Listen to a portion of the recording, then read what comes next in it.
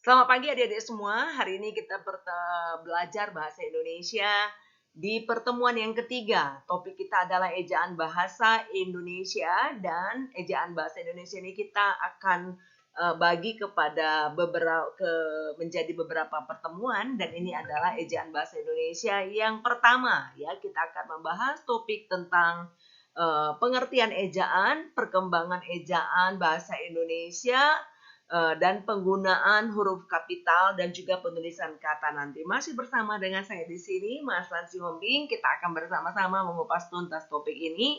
Jadi jangan kemana-mana, tetap di sini semuanya ya. Oke adik-adik, sebelum memulai pertemuan, marilah kita berdoa sesuai dengan ajaran agama kita masing-masing. Doa dimulai.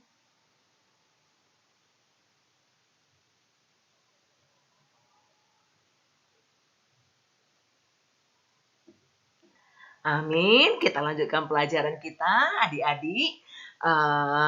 Sebelum Miss menerangkan tentang materi, Miss mau mengingatkan kepada kalian tentang pentingnya menjaga kesehatan, karena di 14 pedoman hidup manusia adalah harta terutama manusia adalah kesehatan. Ingat, Dik, kalau umur itu di tangan Tuhan, tapi strategi untuk mempertahankan kesehatan kita itu ada di tangan kita. So please, semuanya kenakan masker dimanapun kalian berada, terutama di tengah keramaian, dan rajin mencuci tangan. Selanjutnya apa? Tentu hindari keramaian ya. Oke, mari kita lanjut. Mari kita lihat lanjut ya. Pengertian ejaan. Apa yang dimaksud dengan ejaan ya? Jadi ejaan itu adalah kalau menurut Kamus Umum Bahasa Indonesia, ejaan itu adalah kaidah-kaidah atau cara menggambarkan bunyi-bunyi, baik itu kata, kalimat, dan sebagainya, dalam bentuk tulisan, huruf-huruf, serta penggunaan tanda-tanda baca. Jadi dalam ejaan itu kita belajar tentang bagaimana kita misalkan mau menuliskan kata dari, saya mau menyebutkan ini adalah mata, gimana menuliskannya gitu kan? Kan M-A-T-A, mata gitu ya. Jadi mau kata, kalimat dalam bentuk tulisan atau huruf-huruf. Intinya adalah kata-kata yang kita ucapkan itu bagaimana sih caranya menuliskannya di dalam bentuk tulisan. Ini yang akan kita pelajari di ejaan. Sekaligus juga kita akan belajar penggunaan tanda-tanda baca, huruf kapital, tanda koma, tanda titik, garis miring, garis bawah, dan lain sebagainya ya. Oke, kita lanjutkan lagi. Nah, fungsi ejaan. Jadi ejaan itu memiliki fungsi umum dan fungsi khusus. Apa fungsi khususnya? Yaitu untuk memudahkan pembaca memahami informasi tertulis. Jadi kalau kita membaca buku, kita membaca artikel misalnya, kita bisa mengerti, tulisan itu bisa kita mengerti sama persis dengan orang yang menuliskan tulisan tersebut. Ya, jadi fungsinya adalah memudahkan pembaca ya untuk memahami informasi yang tertulis. Fungsi umumnya apa? Sebagai pedoman penulisan bahasa Indonesia. Nah, apalagi sebagai landasan pembakuan ya, tata bahasa, landasan pembakuan kosakata, istilah, serta sebagai filter atau saringan ya, artinya masukkan unsur-unsur bahasa lain ke dalam bahasa Indonesia. Contoh kalau misalkan kita ingin mengatakan kata online, itu kan bahasa Inggris. Gimana kata-kata itu kita serap ke dalam bahasa Indonesia? Maka ejaan adalah panduan kita, ya. Oke, kita lanjut lagi. Nah, gimana sejarah ejaan bahasa Indonesia? Apakah tiba-tiba wah langsung bahasa Indonesia seperti yang sekarang kita gunakan? Tentu tidak ya. Nah, kita lihat yang pertama dari 1901 ada ejaan Van Ophuijsen. Ini adalah orang Belanda, dan ini adalah beberapa contoh perbedaan sesuai dengan perkembangannya ya. Kemudian ada ejaan Swandi, ada ejaan pembaruan, ada ejaan Melindo, ada ejaan baru ya. 1972 ejaan yang disempurnakan atau EYD, ini seringkali kita dengarkan ya. Contoh yang berubah dari masa ke masa ya. Pada ejaan Van Ophuijsen dulu penulisan DJ, ini yang paling terkenal DJ. Ini di Swandi masih tetap DJ, tapi pada saat pembaruan Melindo ejaan baru dan ejaan yang disempurnakan itu menjadi J. Ya, inilah tahapan perubahannya. Ya. Jadi misalkan kata dijual ya, atau kata nyanyi ya, tulisannya janji gitu tulisannya, jadi sedikit-sedikit aneh ya, jadi NJ menjadi ENY gitu, kira-kira begitu. Ada perubahan-perubahan yang signifikan kita lihat. Dan tapi yang paling sering kita gunakan sekarang itu adalah ejaan bahasa Indonesia. Namun dari kebanyakan perubahan ini, karena perkembangan politik, yang paling diakui itu ada 3 ejaan yang pernah berlaku ya. Yang pertama ejaan Van Ophuijsen, ejaan Republik atau ejaan Suwandi. Ya, Suwandi ini adalah Menteri Pendidikan kita pada masa itu. Kemudian ejaan bahasa Indonesia yang disempurnakan ya tahun 1972. Tapi ini berkembang lagi sekarang. Ya, ejaan yang disempurnakan itu berubah menjadi PUEBI. Apa itu? Pedoman Umum Ejaan Bahasa Indonesia. Kapan itu Kakak? Itu kapan? Pada saat tahun 2015 yang lalu berdasarkan Permendikbud, ya, Peraturan Menteri Pendidikan dan Kebudayaan nomor 50. Jadi kita bisa menggunakan ejaan EB atau ejaan bahasa Indonesia, atau PUEB, pedoman umum ejaan bahasa Indonesia. Atau kalau kita menyebutkan EYD, orang juga masih bisa tuning, masih bisa ngerti, tapi yang sebenarnya itu adalah sesuai perkembangan kita sebut dengan ejaan bahasa Indonesia atau PUEB, pedoman umum ejaan bahasa Indonesia ya. Oke. Ya, adik-adik kita lihat dulu penulisan huruf kapital ya. Jadi kita udah belajar tentang ejaan, sekarang kita lihat bagaimana penulisan huruf kapital. Kalau orang Medan suka bilang ini huruf besar, tapi sesuai dengan ejaan PUEB atau ejaan EB, yang benar itu adalah huruf kapital ya. Huruf yang di awalnya ya ditulis dalam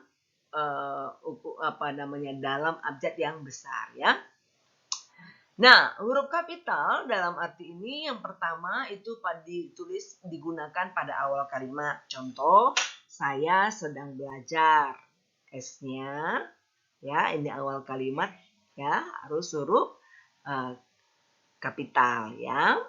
Nah, kemudian ada nama orang atau negara, kota, dan letak geografis yang diikuti nama diri. Contohnya, nama orang, ya, S-nya huruf kapital. Nama negara, ya, B-nya. Nama kota.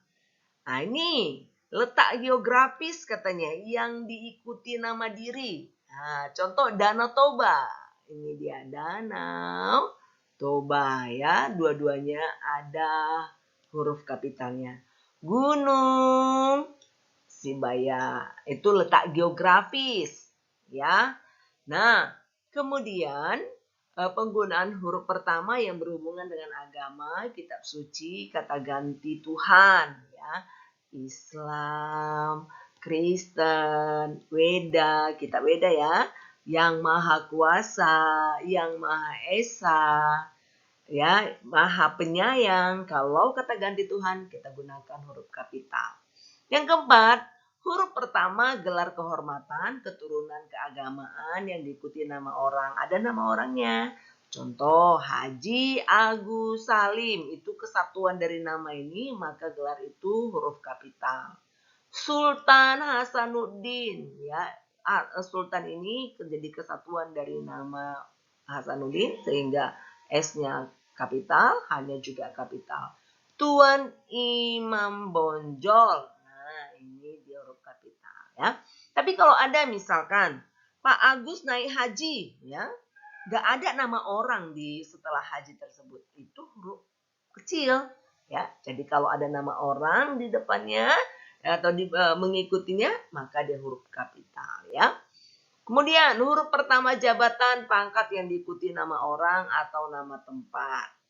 Presiden Jokowi, nih, Kapten Guntur, Gubernur Sulawesi Selatan. Nah, ini huruf kapital karena ini salah satu penunjuk diri ya.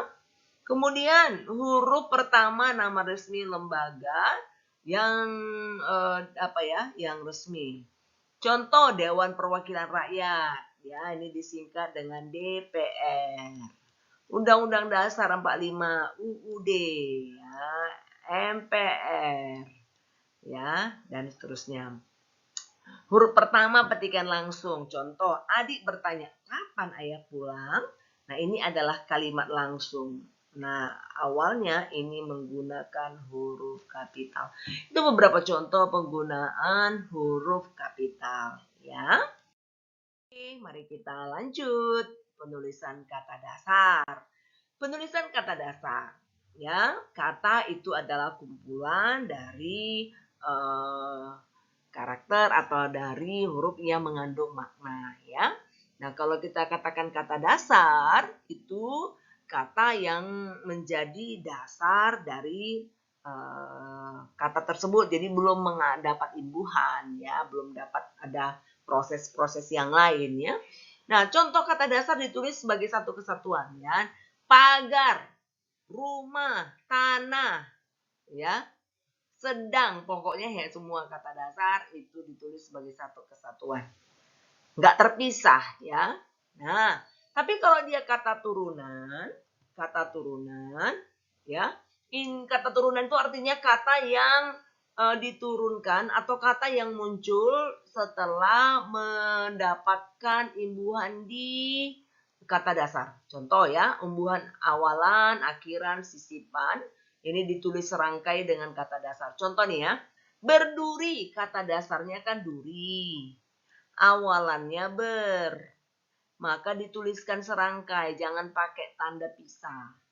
Diangkat, serangkai, kata dasarnya angkat. Penetapan, kata dasarnya tetap, ya ini digabung. Bergerigi, awalan ini sisipan R, berasal dari kata gigi, ya, bergerigi, ya. Nah, atau tambah lagi seperti ini, maka dia digabungkan. Mempermainkan, kata dasarnya main, mendapatkan awalan, memperken, tambah akhiran kan, penulisan digabung, ya. Nah, awalan atau akhiran ditulis serangkai dengan kata yang langsung mengikutinya. Contoh, bertanggung jawab. Ada dua kata dasar, ada kata tanggung, ada kata jawab. Ya, tapi cop dulu. Yang ini yang mengikuti kata dasar dia digabung. Kata kedua, nggak ada lagi penggabungan. Ada jarak spasi. Serah terimakan. Nah, ada di kata yang tidak ada imbuhan dia dipisah. Tapi kalau ada kata misalkan mempertanggungjawabkan, ya, tulis dulu di sini ada kata mempertanggungjawabkan. Ini ada beberapa imbuhan yang mengikutinya, ya. Ini berasal dari kata tanggung jawab, ya. Mempertanggungjawabkan. Jawabkan, ya. Kalau mempertanggungjawabkan itu kan ada awalan, ada juga akhiran. Kalau ada awalan dan ada akhiran, ya, mempertanggungjawabkan akhirannya apa? Kan. Ya kan? Mempertanggungjawabkan. Ini ada akhiran, ada awalan. Maka penulisannya itu harus digabung, diserangkaikan. Nah, ini yang penting untuk diingat. Ya. Dulu yang berikut ini. Jika bentuk dasar berupa gabungan kata dan sekaligus mendapatkan awalan dan akhiran, maka kata-kata itu ditulis serangkai. Ya, yang sudah diterangkan tadi. Penyalahgunaan kata dasarnya salah guna, ya. Pokoknya lihat aja kalau ada awalan dan ada akhirannya, ya, ada di awal, ada di akhir, maka penulisannya serangkai, ya, serangkai, ya. Dia digabung, nggak ada tanda pisahnya. Ada memberitahukan, kata dasarnya kan beri dan tahu kan. Tapi kata kuncinya lihat aja, ada awalan kan, ada akhiran, maka penulisannya serangkai. diserah terimakan, mempertanggungjawabkan, ya. Seperti kita lihat tadi, ini digabung, ya. Nah, ini penting sekali. Jika salah satu unsur gabungan kata hanya dipakai dalam kombinasi, maka gabungan itu ditulis serangkai. Ini seringkali soal-soal apa ya, untuk PNS, ya. Pancasila, ya, ada kata panca, ada kata sila. Tapi ini memang digabungan kata yang sudah sangat padu, jadi digabungkan. Termasuk juga non-aktif, antar kota, amoral, ya, sub pokok, sub bagi, sub pembahasan. Kalau ada kata sub langsung digabung. Multilateral, memang dua kata, tapi kedua kata ini menjadi gabungan kombinasi yang apa ya? Unsur gabungan yang hanya dipakai di sini. Jadi apa namanya, kata-kata khusus ini.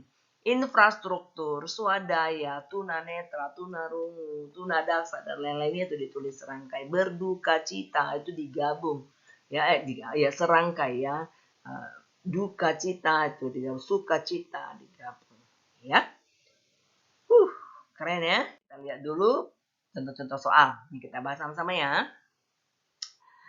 Manakah kalimat yang menggunakan ejaan secara benar? Berarti kita lihat satu-satu. Pada hari Minggu aku ikut ayah ke kota. Kita lihat pada hari Minggu, awal kalimat, yes, benar. Hari Minggu, salah. Kenapa? Karena yang huruf kapital itu adalah nama hari saja, sementara hanya tidak. Berarti ini teng tong, salah. Pada hari Minggu aku ikut ayah ke kota. Mana dia, yuk? Ini keren, ini benar. Tapi lihat ayahnya ini nggak perlu huruf kapital, ya. Karena di situ dia tidak menyatakan nama diri, ya. Pada hari Minggu aku ikut ayah ke kota. Salah dong, ini udah salah. Yang benar, pada hari Minggu aku ikut ayah ke kota. Yaitu apa? Dodol. Manakah kalimat yang menggunakan ejaan secara benar? Ayah membeli sapi ke Kabupaten Boyolali. Ayah membeli sapi ke Kabupaten Boyolali. Ini menjadi tugas kalian. Nomor 2, nomor 3, dan nomor 4. Ya, ini menjadi tugas. Mana jawaban yang paling tepat dan beritahukan alasannya. Ya, oke, semangat ya adik-adik. Ini dulu pertemuan kita. Terima kasih, senang bertemu dengan kalian. Mudah-mudahan bermanfaat. Tetap sehat, tetap semangat, dan selalu menjadi kebanggaan keluarga. Ya, ikan hiu melambai-lambai. See you, bye-bye.